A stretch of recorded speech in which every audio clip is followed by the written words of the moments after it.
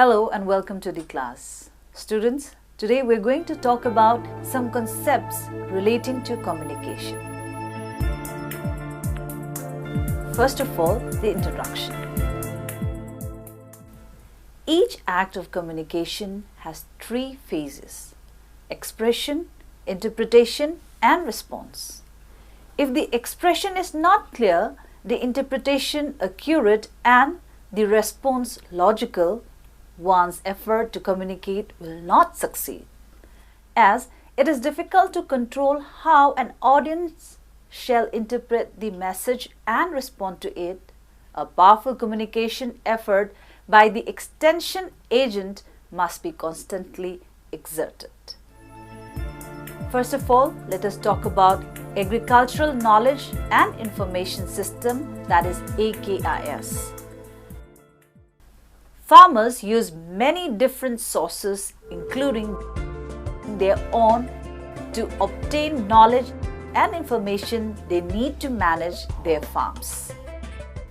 The new knowledge is developed not only by research institutes but also by many different actors.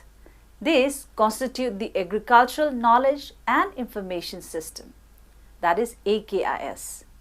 For an area or for a group of people and comprise other farmers, government extension organizations, private companies selling inputs and buying the produce, banks and cooperatives, the government agencies and marketing boards, leaders and elected representatives of the people, farmers' organization, farm publications and mass media, voluntary organizations, etc.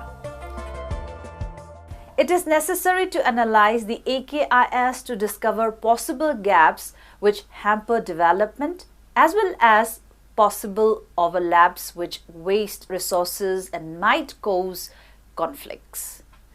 An important task of the extension agency is to see that there is an unified approach at the local, that is operational level, and the system components do not contradict each other in providing information and knowledge to the people. Now coming to the frame of reference. Each person has a stored experience and beliefs and values as an individual and also as a member of the society. This provides the background of stimulation which influences a person's behavior in a particular situation and is called the individual's frame of reference.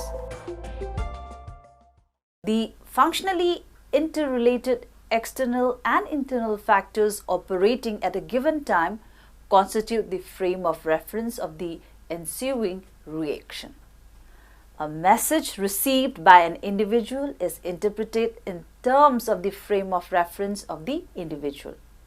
The message which challenges these beliefs and values may be rejected or misinterpreted. This tendency on the part of the receiver obstructs communication in case the receiver and the sender do not have a common frame of reference. Perception. Gibson in the year 1959 defined perception as the process by which an individual maintains contact with the environment. Perception of the same situation may differ from individual to individual due to differences in their experiences and ways of looking into it. The expectations, needs, and ways of thinking influence how an individual interprets what is observed. Perception is selective, and we perceive what we want to perceive. Our perceptions are organized and we tend to structure our sensory experience in ways which make sense to us. Perception is influenced by the environment in which communication takes place.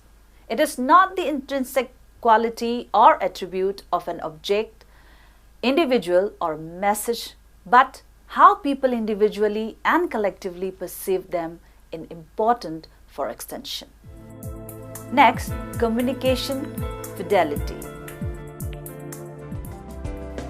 According to Berlow, in the year 1960, Fidelity is the faithful performance of communication process by all its elements: communicator, message, channel and receiver. Noise and fidelity are two sides of the same coin. Eliminating noise increases fidelity. The production of noise reduces fidelity.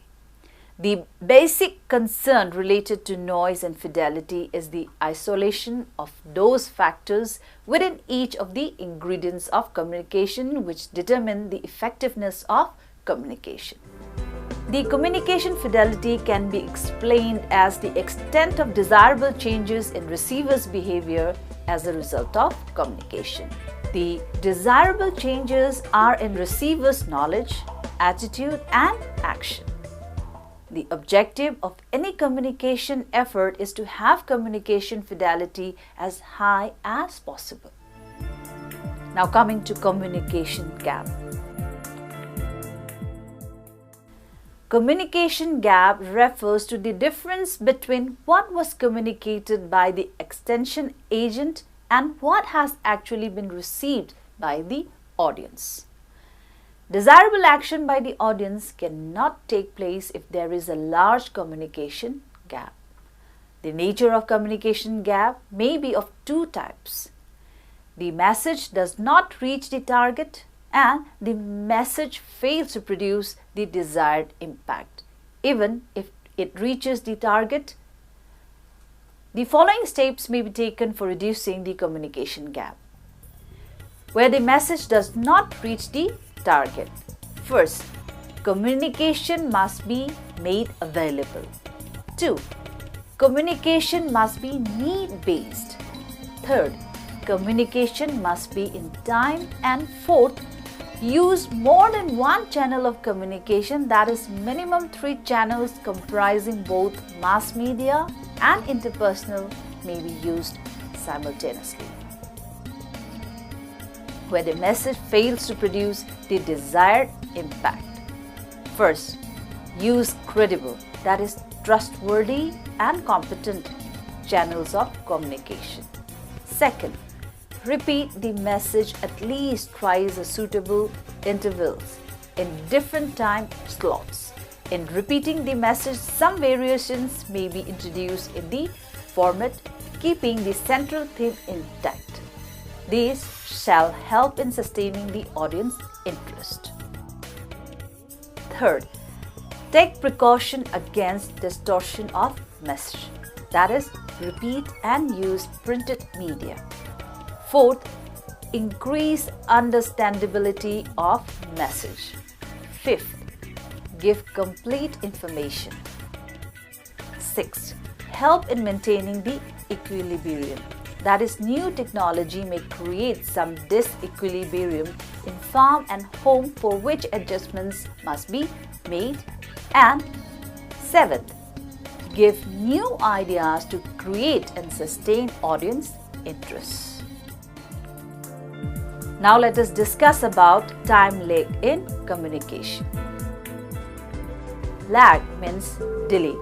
While communication reduces time lag, the communication process itself may involve some time lag. There may be delay in getting the relevant information in the form of message and treat the message according to channel requirement and needs of the audience. There may be delay in organizing extension programs.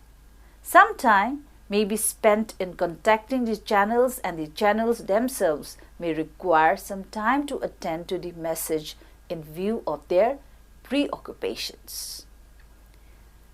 The communicator has to remain alert and take into account all possible delays that may occur during the communication process. By computing this time lag, the communicator shall plan and initiate the communication action well in advance so that the intended message reaches the audience in time. Now let us talk about homophily and heterophily. According to Rogers, year 1995, a fundamental principle of human communication is that the exchange of ideas occurs most frequently between individuals who are alike or homophilous. Homophily is the degree to which a pair of individuals who communicate are similar in certain attributes such as beliefs, education, social status, and the like. On the other hand, heterophily is the opposite of homophily and is the degree to which pairs of individuals who interact are different in certain attributes. When two individuals share common meanings, beliefs, and mutual understandings, communication between them is more likely to be effective. Individuals enjoy the comfort of interacting with others who are similar. Heterophilous communication between dissimilar individuals may cause cognitive dissonance because an individual is exposed to messages that are inconsistent with existing beliefs and create an uncomfortable psychological state. Differences in technical competence, social status, beliefs, and language lead to mistaken meanings, thereby causing message to be distorted or to go unheeded. These heterophilous interpersonal links are especially important in carrying information about innovations. Homophily accelerates the diffusion process but limits the spread of an innovation to individuals connected in the same network. Now let us discuss about propaganda, publicity, persuasion. Propaganda is deliberate manipulation of people's beliefs, values, and behavior through words, gestures, images, thoughts, music, etc. Propaganda aims at propagating beliefs and values of the propagandist and presents only communicators' side of argument without considering the arguments of the receiver's side. Publicity is based on truth and propaganda often suppresses the truth. One-sided communication giving viewpoints of only the message source, ignoring the viewpoints of receivers of the message, may sound propaganda despite the message being based on truth. Propaganda is often authoritarian in approach in influencing the people. On the contrary, persuasion is more democratic in influencing the audience to bring about change in their attitude and behavior. In persuading people, the extension agent provides lots of arguments in favor of acceptance of the recommendations and provides evidences of gain. Now coming to development communication.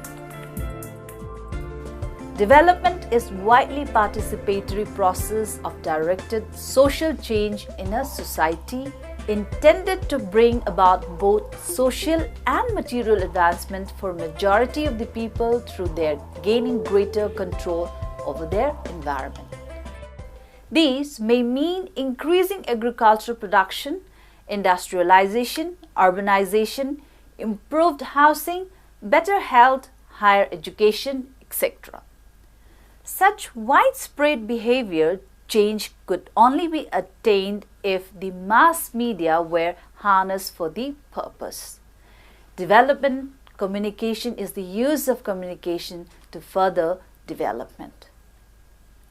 In recent years, developing countries such as India have become increasingly interested in the possible uses of new communication technology such as computers, telecommunications, and internet to enhance connectivity, boost business, streamline governance, and improve the quality of life of their citizens.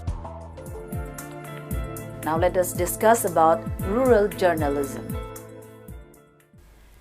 In presenting information to the rural audience, whether through print media or through electronic media, the following principles may be followed. These shall improve comprehension of the information by the rural audience. First, use simple language. Explain the technical terms in short and simple sentences using common words which have concrete meanings. Abstract ideas and jargon should not be used. Avoid using textbook language. Second, structure and arrange arguments clearly. Present ideas in a logical order, clearly distinguishing between the main and the side issues. Presentation must be clear with the central theme remaining visible so that the whole message can be reviewed easily. Separate key points or sections of the message by use of careful layout and typography. Third, make main points briefly. Restrict arguments to the main issues, clearly directed towards achieving stated goals without unnecessary use of words. Fourth, keep important information at the top. Organize the write-up like an inverted pyramid, keeping the most important information at the top so that if some portion from the bottom is deleted during editing, it won't affect the write-up much. Fifth, use lively pictures and photographs. The pictures and photographs should be simple, bold, with good composition and good contrast of light and shade so that the message intended to be conveyed is clearly brought out. Sixth, prepare a stimulating write-up. The presentation should be interesting, inspiring, personal, and sufficiently diversified to sustain audience interest. Accuracy, brevity, and clarity, that is ABC, are fundamental to a good presentation of information.